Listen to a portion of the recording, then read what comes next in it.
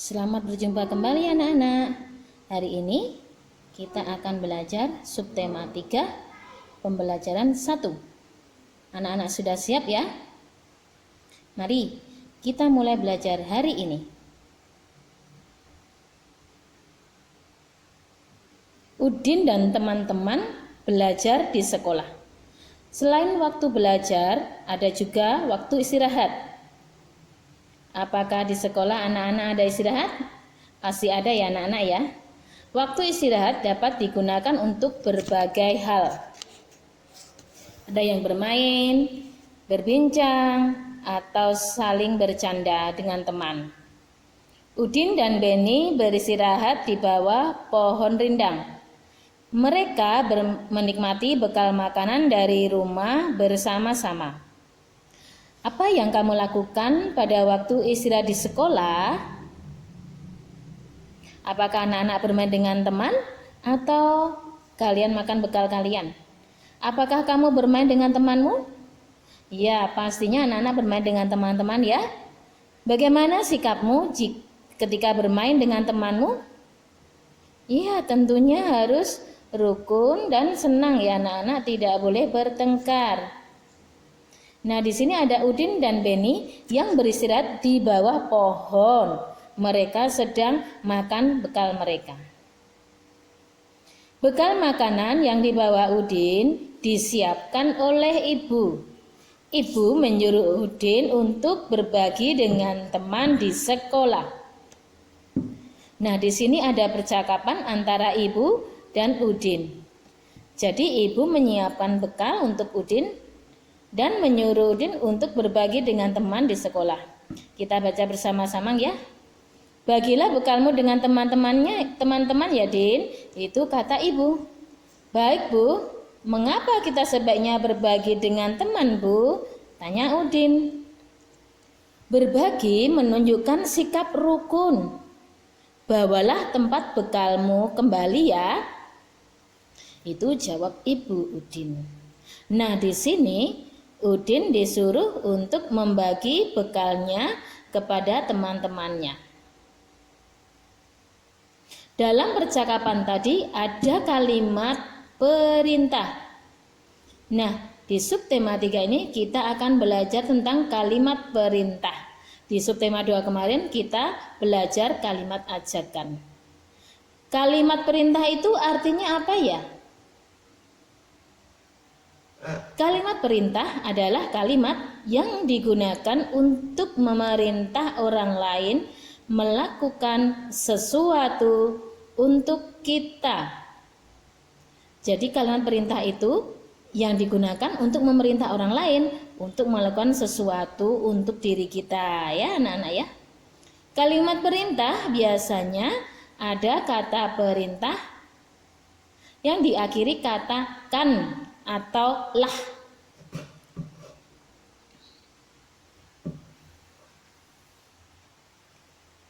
Misalnya, bukalah, tutuplah, matikan, buanglah.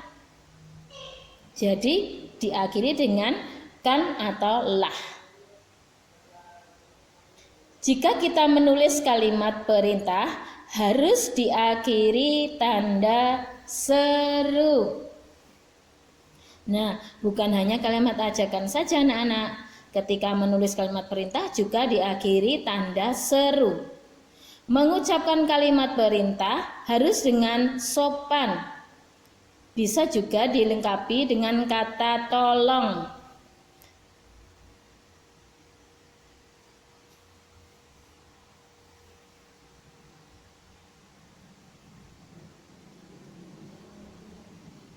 Jadi saat kita mengucapkan kalimat perintah harus dengan sopan.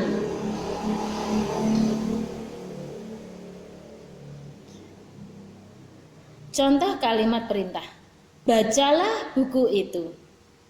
Kalau ditulis harus diakhiri tanda seru. Tolong ambilkan boneka itu. Matikan lampu itu. Tolong tutup pintu itu Rini. Bukalah bekalmu itu Doni. Nah, ini adalah contoh kalimat perintah. Nah, sekarang coba buatlah kalimat perintah dengan kata berikut. Coba buat kalimat perintah, bawakan. Misalnya, bawakan tas itu, tutuplah pintu itu, jagalah kebersihan, matikan kompornya, misalnya, sapukan ruangan kelas, makanlah coklat itu. Ingat, kalau menulis harus menggunakan tanda seru ya anak-anak ya.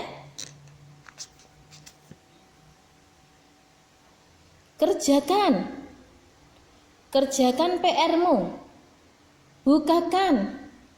Bukakan pintu itu. Buangkan sampah itu. Anak-anak bisa membuat kalimat perintah yang lain ya anak-anak ya. Bacalah kalimat perintah di bawah ini. Lengkapilah kalimat berikut menjadi kalimat perintah. Nah, di sini berada 5 soal anak-anak. Yang pertama, titik-titik ke kelas setelah bel berbunyi. Kira-kira kalimat perintahnya apa ya anak-anak ya? Titik-titik ke kelas setelah bel berbunyi. Ya, masuklah ke kelas setelah bel berbunyi. Nomor 2, titik-titik kebersihan kelas. Oke, ya, jagalah kebersihan kelas. Nomor 3, titik-titik pintu setelah masuk ke dalam ruangan. Apa kira-kira anak-anak? Ya, tutuplah. Yang keempat, titik-titik buku-buku dirak agar terlihat rapi. Ya, tatalah atau rapikan juga bisa. Nomor 5, titik-titik sampah pada tempatnya. Buanglah sampah pada tempatnya. Diakhiri tanda seru.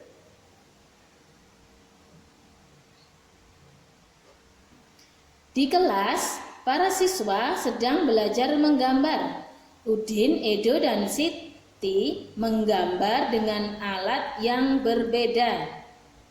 Nah, di sini Udin menggambar menggunakan pensil warna, Edo menggunakan spidol, sedangkan Siti menggunakan krayon.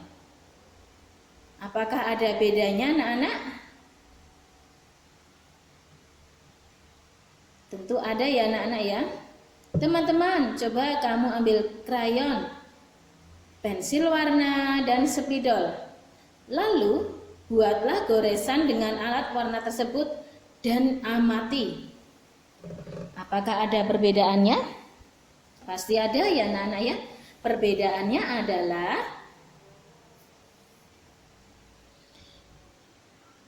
kalau kita mewarnai dengan krayon, maka hasilnya akan tebal tapi agak kasar ya anak-anak ya, kalau menggunakan krayon.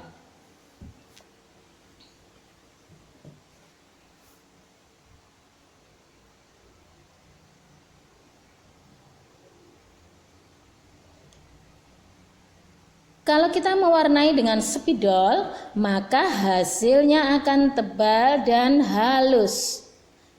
Nah, anak-anak kalau mewarnai gambar menggunakan spidol, hasilnya akan tebal dan cenderung basah. Jadi harus didiamkan beberapa saat. Lalu hasilnya juga halus. Ini contoh gambar yang diwarnai dengan spidol. Kalau kita mewarnai dengan pensil warna, maka hasilnya akan tipis dan halus.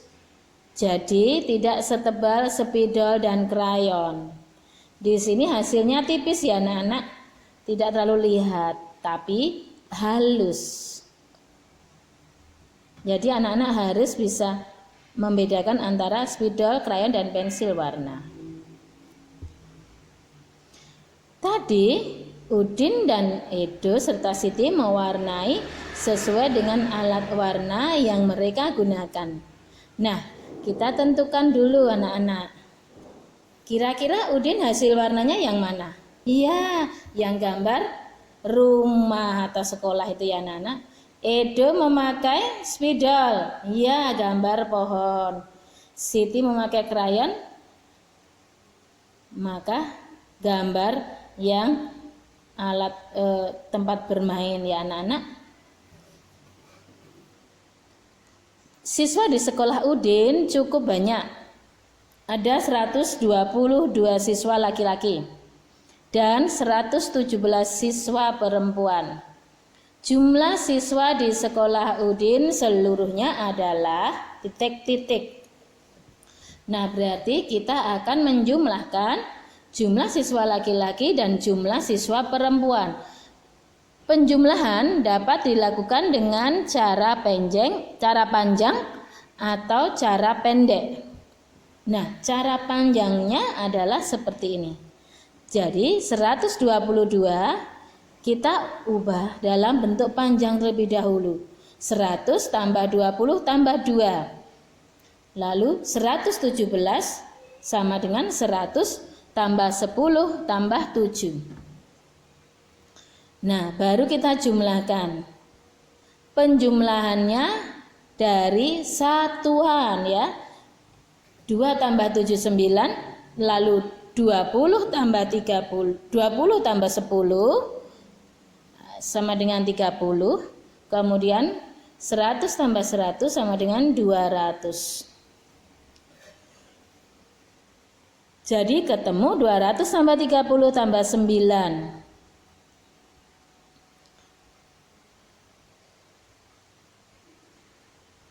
Sama dengan 239. Atau kita kerjakan dengan cara pendek anak-anak. Cara pendek kita kenal dengan nama lain susun pendek. 122 ditambah 117. Nah, untuk penjumlahannya kita jumlahkan dari satuan atau dari belakang. 2 tambah 7 9. 2 tambah 1 3. 1 tambah 1 2. Maka jawabannya 239.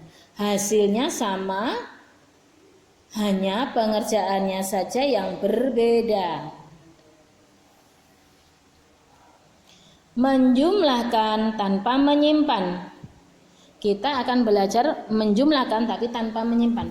Di dalam keranjang hitam ada 134 buah rambutan. Di dalam keranjang merah ada 123 buah rambutan. Berapa banyak buah rambutan seluruhnya?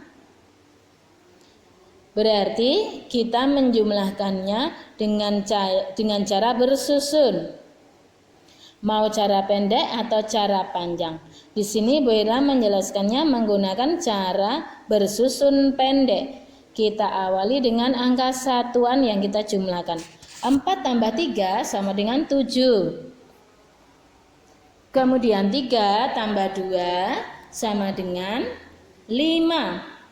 1 tambah 1 sama dengan 2. Berarti hasilnya adalah 257. Jadi diingat ya anak-anak ya.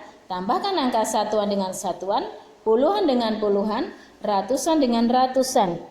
Jadi banyak buah rambutan seluruhnya ada 257.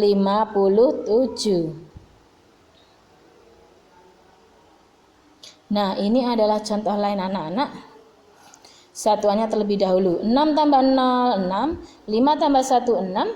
2 tambah 1, 3. Ini juga contoh berikutnya. Sekarang kita coba kerjakan bersama.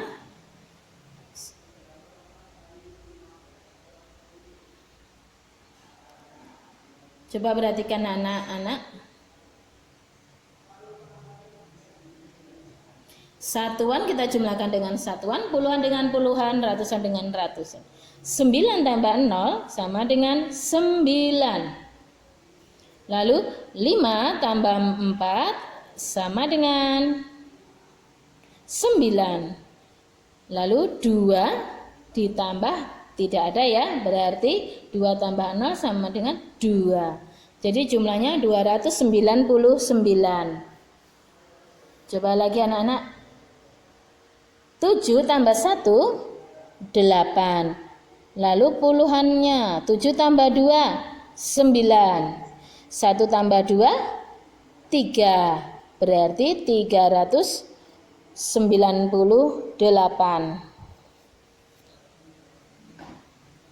Siswa di sekolah Udin cukup banyak. Ada 125 siswa laki-laki dan 117 siswa perempuan. Jumlah siswa di sekolah Udin seluruhnya adalah, nah, tadi bisa dikerjakan dengan cara panjang atau cara pendek. Cara panjangnya kita ubah menjadi bentuk panjang. Masih ingat ya anak-anak ya?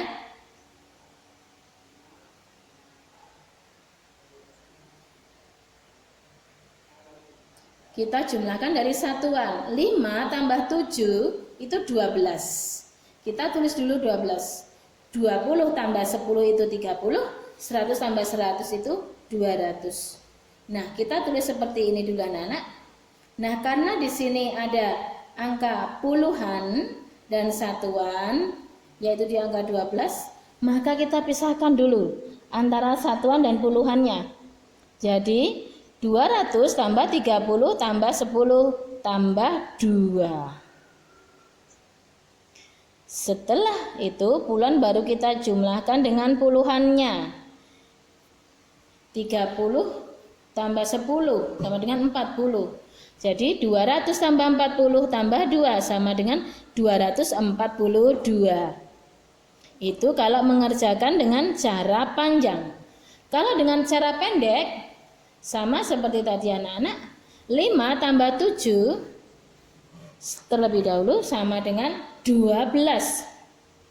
Maka kita tuliskan angka 2 atau satuannya 2, lalu 1 kita simpan di depannya atas.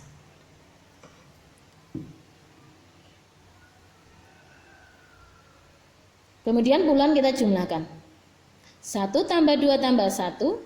Dan ratusan kita jumlahkan, 1 tambah 1, 2. Kita lihat contoh soal berikutnya. 267 ditambah 129.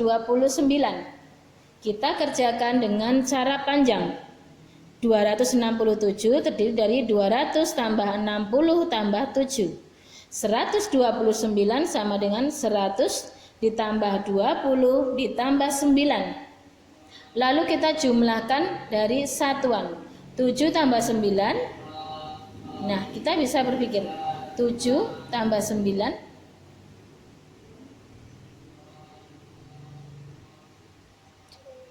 7 tambah 9 berapa anak-anak? Sudah dihitung? Iya, 16. 60 tambah 20. 0 tambah 0, 0. 6 tambah 2, 8. Jadi 80. 200 ditambah 100 sama dengan 300. Nah, di sini ada puluhan dan satuan. Kita uraikan ya anak-anak. Kita pisahkan antara puluhan dan satuan. 6 ditambah 10 dari 16 ya, ditambah 80 ke depan ditambah 300. Nah, kita jumlahkan anak-anak. Dari belakang satuannya 6, puluhannya 80 tambah 10. Ya 90, ratusannya 300. Baru kita gabungkan 396. 396. Nah, contoh lagi anak-anak. 185 ditambah 234. Maka jika dibuat dengan cara panjang, 100 tambah 80 tambah 5. 234 sama dengan 200 tambah 30 tambah 4. Kita jumlahkan dari belakang. Ya, 5 tambah 4 sama dengan 9. Lalu 80 tambah 30 Berapa anak-anak? Iya, 110. Ratusannya kita jumlahkan anak-anak sama dengan 300. Nah, di sini yang harus kalian perhatikan adalah angka 110. Ada puluhan dan ratusan. Maka harus kita memecahkannya terlebih dahulu. Jadi satuannya tetap 9, 110-nya kita pecah menjadi ratusan dan puluhan. Berarti 10 ditambah 100. Kita pecah dulu baru kita tambahkan 300. Sama-sama ratusan kita jumlahkan ya anak-anak. Kita tulis untuk satuannya 9, puluhannya 10, kemudian 300 tambah 100. Ya, 400. Maka 400 tambah 10 tambah 9 jawabnya 419. Itu cara panjangnya. Sekarang kita latihan untuk cara pendeknya. 475 ditambah 254. 5 tambah 4 sama dengan 9. Coba dihitung anak-anak, benar tidak? Kemudian 7 ditambah 5 sama dengan 12.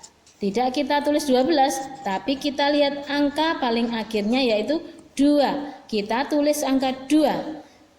Lalu satunya di mana, Nak? Satunya diberikan di angka depannya, diletakkan di atasnya seperti ini. Kemudian kita hitung 1 tambah 4 ditambah 2. Berapa anak-anak? 7. 636 ditambah 182. Kita jumlahkan dari satuannya terlebih dahulu. 6 tambah 2 sama dengan 8. Lalu puluhannya 3 tambah 8. 3 tambah 8 ada berapa anak-anak? Ya, ada 11. Apakah kita langsung tulis 11? Tidak. Kita tuliskan angka terakhirnya adalah 1 dan menyimpan 1 di depannya. Kita jumlahkan 1 tambah 6 tambah 1. 8. Berarti jawabannya 818. Contoh berikutnya. 349 ditambah 49. 9 ditambah 9 berapa anak-anak? Ya, 18. Apakah kita langsung tulis angka 18? Tidak, kita tulis angka 8 menyimpan 1. Kita letakkan di depannya. 1 ditambah 4 sama dengan 5. 5 ditambah 4 sama dengan 9. Lalu di sini ada 3, tidak ada penjumlah yang lain. Berarti jawabnya adalah 398. 126 ditambah 158. Kita kerjakan dari satuannya. 6 tambah 8 sama dengan 14. Yang ditulis 4, kita simpan 1. 1 tambah 2 tambah 5. Berapa anak-anak? Ya, 8. Ratusannya kita jumlahkan 1 ditambah 1 sama dengan 2. Berarti hasilnya adalah 284. Sangat mudah ya anak-anak? Baik, terima kasih anak-anak sudah mengikuti pelajaran hari ini. Semangat belajar dan salam sehat selalu. Terima kasih.